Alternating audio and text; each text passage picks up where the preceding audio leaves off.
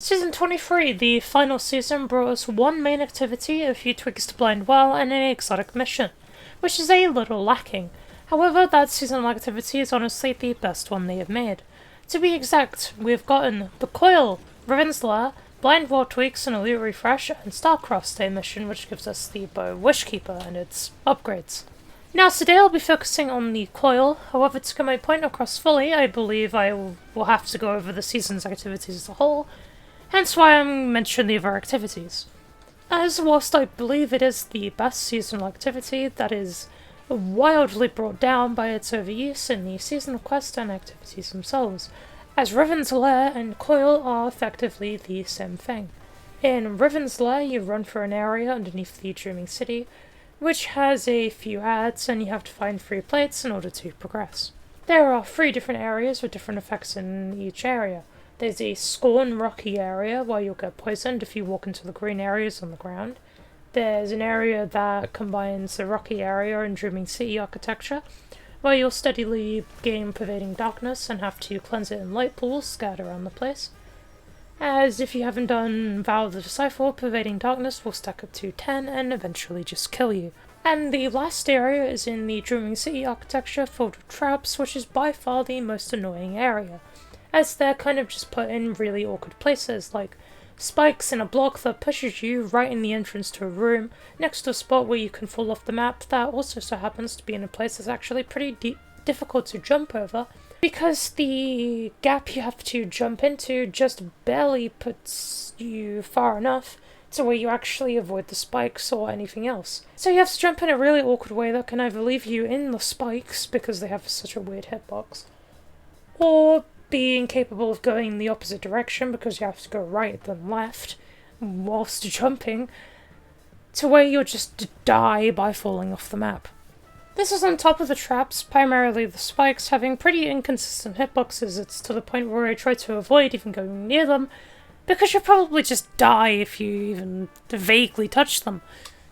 Anyway, after you're done with that, you'll end up in one of, I think, 4 rooms, 2 of them having 2 different encounters. What encounter you end up doing will be dependent on what the first area was. The encounters themselves are the usual simple stuff: killing a harpy, grabbing the Vex thing, shooting the cube, killing a taken guy, grabbing a ball and dunking it, killing a Scorn guy, grabbing a buff, and then killing the bigger Scorn guy, the usual stuff basically. Then you'll go for a different version of the previous area again, and then be met with one of 4 rooms, once again. 2 of the rooms only have 1 boss, while the others have 2 bosses. There's a Scorn boss where you've got to kill the bigger Scorn guys, and pick up the buff to break the boss's shield. There's a Taken Knight and a Ogre where you'll gain pervading darkness and have to cleanse yourself every so often. You'll also need to kill 3 Taken Wizards with pretty big health bars in order to break the boss's shield. There's a Hydra or Wyvern where you've got to kill Minotaurs and get Vex Craniums in order to shoot the boss with in order to break its shield. And then there's the boss from the final seasonal mission that I genuinely forgot existed until I was told it did. So I can't really explain how that one works, because I've not really seen it outside the mission, and I forgot it exists. After killing the boss, of course, then you get your loot, which on its own is basically what we've come to expect from seasonal activities, and is incredibly basic. Not bad at all, just basic, could be fun with a bit of expansion. Well, the coil actually does that. Coil adds revive tokens, which you start out with 10 of, and the buffs from deep dives. However, this time, as long as you have currency, you can get whichever ones you want out of what's available each day. These range from just buffing your kinetic or power weapon by 10%, to buffing an entire element's damage and making it so your weapons inflict subclass verbs like suppression, giving you increased ability cooldown and just refreshing altogether, and you take less damage from X buffs. You can also buy more revive tokens, but as long as your team is decent, you shouldn't really need to do that, as you'll get more from breaking pots or just completing rounds. The currency itself is also tied to your score, whilst in the plate section you'll need to find pots and shoot them. They'll then drop glass shards, which will grant you score and allow you to buy more buffs.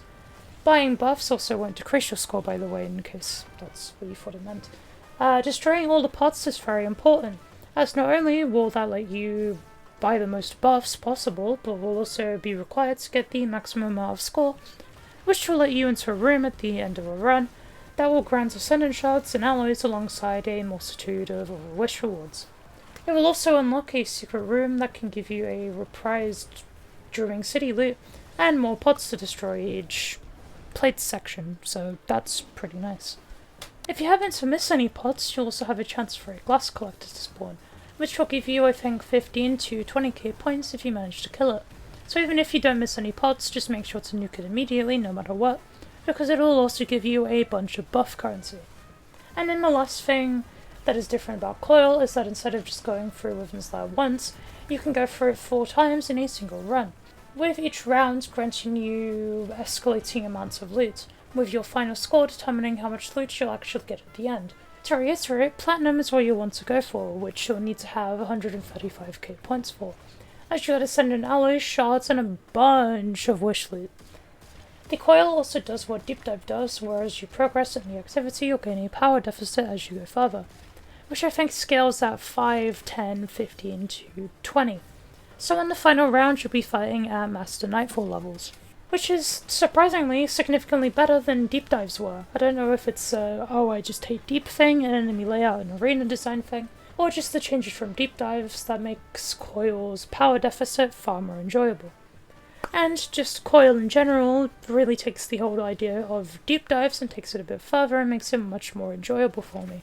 On your third and final chest, you'll also be able to pick between getting a weapon or armor from the job, which is really good as it actually makes the activity feel rewarding. The power deficit also makes it so the most powerful builds in the game actually have a reason to exist and belong in, which you can just run in with whatever. It feels like it was designed around Banner of War Titan and Sunbursters being in the game, and actually makes the game fun whilst using those builds, and that's great in my opinion, as you can still use your other builds pretty freely. The problem itself is when you actually look at the seasonal quest and lack of anything else. Wyvern's Lair essentially just becomes a worse version of Coil, no one wants to do Blind Well, and Starcrust is played for literally just the upgrades for Wish Ender and then completely ignored. And the only change Wyvern's Lair and Coil have gotten is the new buffs that was introduced right at the end of the quest, which, speaking of, the seasonal quest makes you do Wyvern's Lair basically every single week, and sometimes requires that you do multiple Coil and Wyvern's Lair runs, and that to me heavily decreases my enjoyment of the activity after doing it so many times. On top of just the crafting system removing a lot of reason to replay activities over and over anyway. But that's another topic. Sorry to TLDR that bit, even though I really need it. Having it be the only activity this season, using it literally every week in the quest with no changes, creates the problem of essentially burnout from having done it so much. To where, despite it being my favourite seasonal activity, I haven't really wanted to touch it at all after getting my red borders done, which is a problem with the seasonal model in general, compacted by it being the only seasonal activity in the current season. So I pray even, that in the episodes, Bungie actually learns that making us do the activity over and over each week with boring nothing activities sprinkled in between is what makes the seasonal model so unenjoyable and boring. There's also just the seasonal story being another Awoken season, and personally I'm fed up of hearing paracausal every 5 minutes, because the writing team cannot explain half of the things in anything Awoken related ever. So, yeah, that's more of a personal thing though. I think that's essentially all I've got to say, apart from the overuse in Coil and story. The seasonal haul is generally decent. The weapons themselves are interesting and actually worth getting, especially the fusion rifle. So yeah, I'm going to double upload next week, so you'll get a Crows and a Twap vid. Like, comment, sub as usual, and adios.